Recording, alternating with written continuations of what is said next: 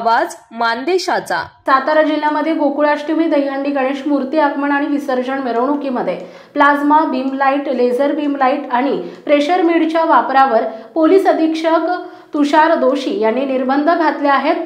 जो कोणी नियमांचं उल्लंघन करेल त्याच्यावर तातडीने गुन्हे दाखल केले जाणार असल्याचा इशाराही त्यांनी दिला आहे।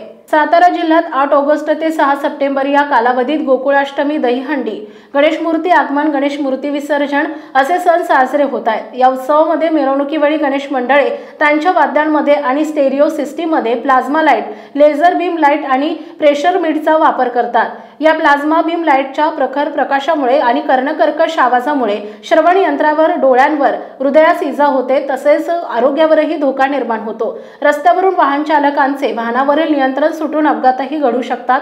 त्यामुळे कायदा आणि सुव्यवस्थेचा प्रश्न निर्माण होण्याची शक्यता नाकारता येत नाही। याचा सारासार विचार करून या उत्सवामध्ये लेसर लाईटच्या वापरावर पूर्णपणे निर्बंध घालण्यात आले आहेत। मिरवणुकी दरम्यान अशा प्रकारची विद्युत उपकरणे निदर्शनास आल्यास संबंधितांवर तातडीने गुन्हे दाखल केले जाणार आहेत, असा इशाराही पोलीस अधीक्षक तुषार दोशी यांनी दिला आहे। आपल्या जिल्ह्यातील तालुक्यातील लेटेस्ट बातम्या पाहण्यासाठी आजच मान चौफेर न्यूज चॅनलला YouTube वर सबस्क्राइब करा आणि बेल आयकॉन प्रेस करा।